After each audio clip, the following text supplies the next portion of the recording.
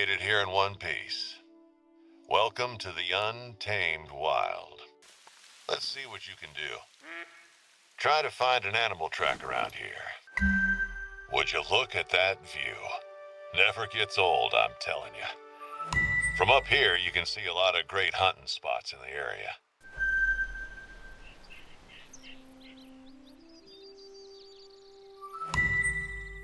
Nice place, right?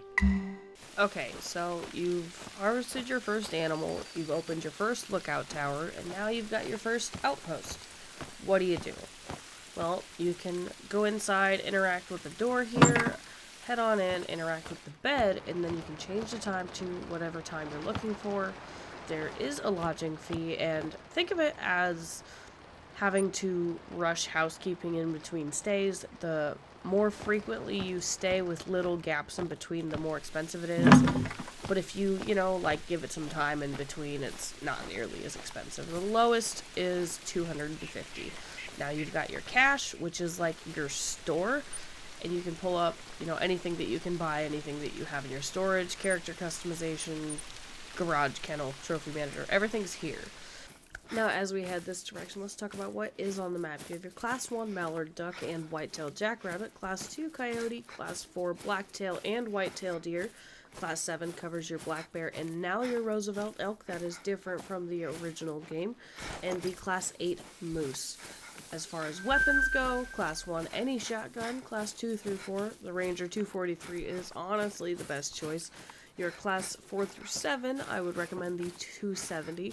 And your Class 7 and 8, you could try the 7mm break action that comes with the base game. As far as DLC weapons go, if you want to get into that, your Class 1, I do recommend the Virant 22 LR from the Weapon Pack 1 DLC. Class 2 to 4, I'd still stick to that base game Ranger 243. Class 4 to 7, I do recommend the Zarza 10 308 from the Modern Rifle Pack DLC. And then your Class 7 and 8 on Layton Lakes, I recommend the Arzinia 300 Mag Tactical from the High Caliber Weapon Pack DLC. Now, as I'm traveling, you'll notice down in the bottom right-hand corner of my screen, my little HUD. The compass spins, I think, as a base. You can also lock the compass and make your character's little arrows spin around instead if that works better for you. I personally like the free spinning compass. The green cone that you're seeing is the wind direction, so that tells me which direction the wind is blowing my scent. And it's good to kind of keep an eye on that when it comes to hunting animals, especially if they're like downwind like this and they're coming in front of you, or if they're directly downwind. It can definitely help you identify why some animals are more hesitant to come in than others. There's the visibility indicator, so the full circle is fully visible. I am mostly visible. Partially visible, nearly hidden, and there is a point beyond that actually. I can see here almost. So this is fully hidden once it's that really teeny tiny gray line instead of the white line. You'll see the megaphone with the indicators for how much noise I'm making. Now let's talk maximum levels. So the Mallard Duck, the Merriam Turkey, and the Whitetail Jackrabbit all max at level 3. Coyote maxes at level 9. Blacktail deer are a level 5 max, while Whitetail deer are a level 3 max. Black bear max at level 9. Roosevelt elks max at level 5, and moose max at level 5. Now you'll notice that on screen I've marked a couple of them with little stars, because these species also have a level 10 fabled great one, which is a whole different ordeal, but as far as base animals go, these are your max levels.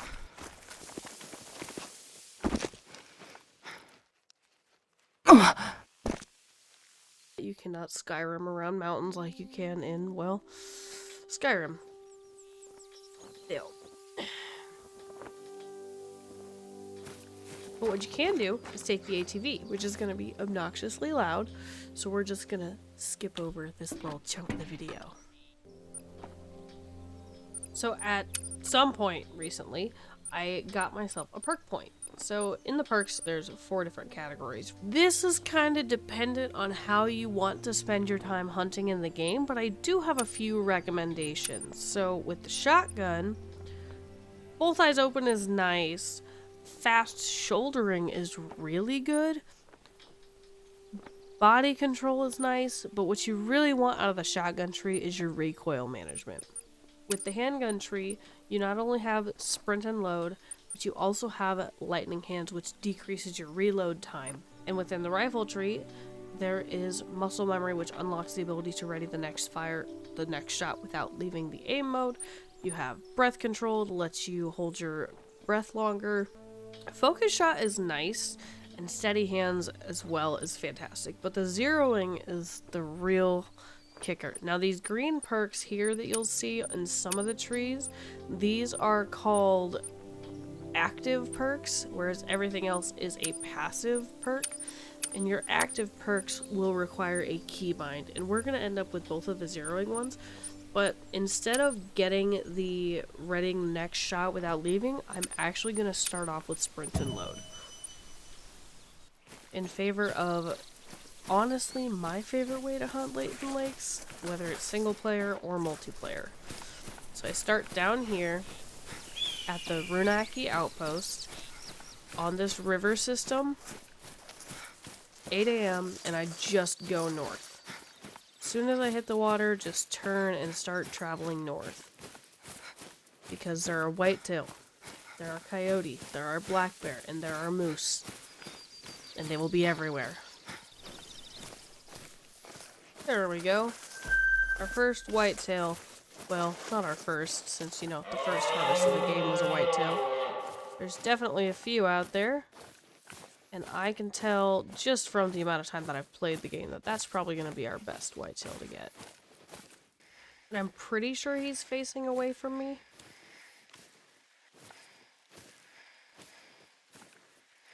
So here's what I'm going to do. I'm going to stand up and run at him for a little bit.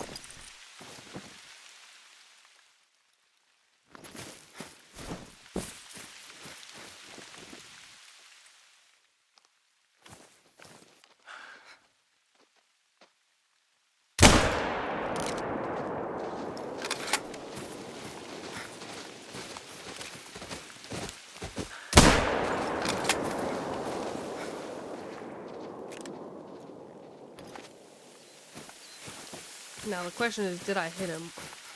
Oh, I did, and I dropped him. But 8 to 12, drink zone.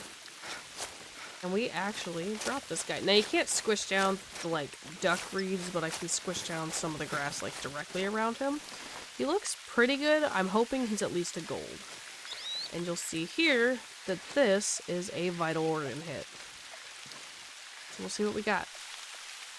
Flesh middle neck. 219 is a solid gold whitetail. 87.8 kilograms is alright. 219, again, not bad, but we got his neck, which means I was aiming super high. But a neck shot will drop an animal and give you that full harvest score and everything that you're looking for. A spine will not, so you're going to be aiming for the vital organs, which are your lungs, your heart, your liver, and your brain. However, hitting an animal in the brain, in which the trophy organ is the skull, will damage that trophy organ, and therefore here it says intact trophy organ, you'll lose a medal rating.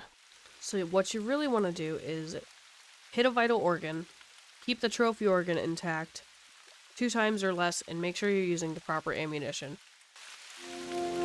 That is 762 cash. A level up.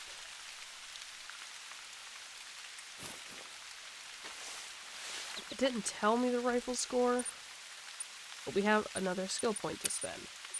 Now, I could spend it here, because then I can get spotting knowledge, or I could continue with tracking stuff. But I think what I'm actually going to do is this one specifically, which reveals animal gender when I'm investigating footprints or listening to vocalizations.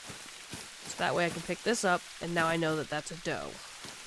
But we'll keep heading north.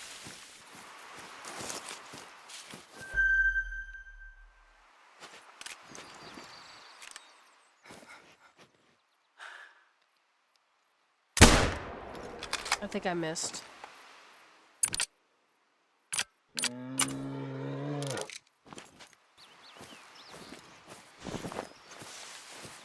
Oh, wait. No, I didn't miss. Is that a drop shot? Did I hit the neck? What in the world did I hit? Are you melanistic? Oh my god! And I brain shot it.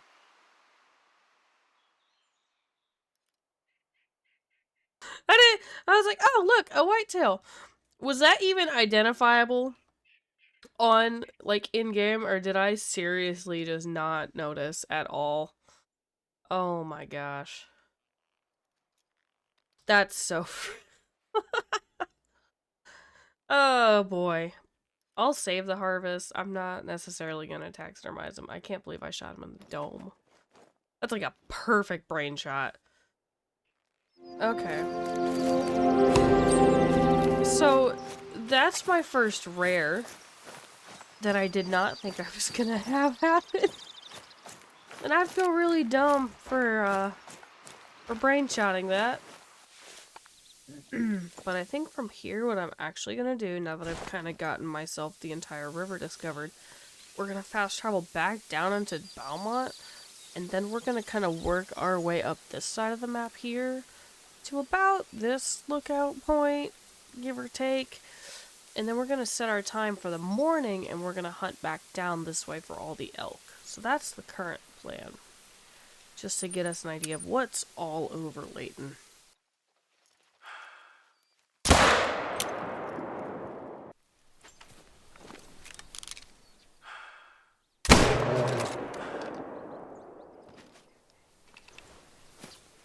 Now, as the sun is starting to set over in the west, we're actually going to change the time, go to sleep, and go hunting for Roosevelt elk in the morning. And you know, for as much as I like running that river on the far west side from south to north, I think Roosevelt are my favorite thing to hunt on Layton Lakes, even though I spend so much time doing other things.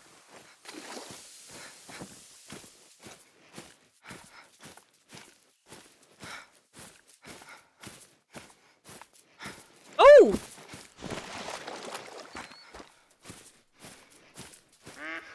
Aha! Oh, he's perfectly broadside, too. Oh! Okay, well now he's moving around, but... Still. 9 legendary black bear. Not a single clue. I was about to say he didn't have a single clue I was here, but clearly he's alert. Stand up.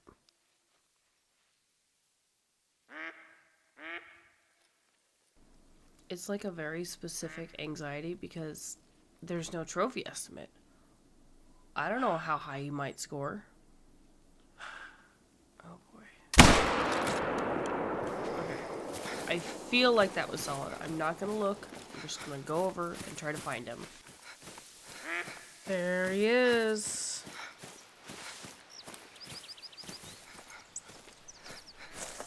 Nine legendary black bear. Oh my god, I'm so excited, but I'm also scared. Oh, he's a gold? Oh!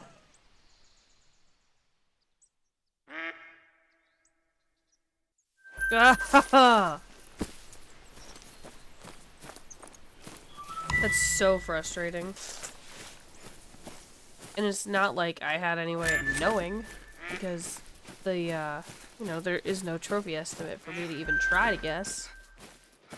Oh, look at that, though. We unlocked the Hyperion scope. You know what? That makes him worth it. Alrighty, so I ended up deciding to at least taxidermize these guys for right now. And I stuck the whitetail right here in the center mount in the lodge. I was hoping that the sun would come through the window a little bit better and actually be on him, but I think it would have to be like an hour earlier in the morning for that. And I did end up tucking that black bear up here because I actually didn't have a diamond in this spot yet in my lodge. But I stuck him up here. He's hanging out. I mean, at least he's a 9 legendary and he's not, you know, my piebald female mallard that I have over here.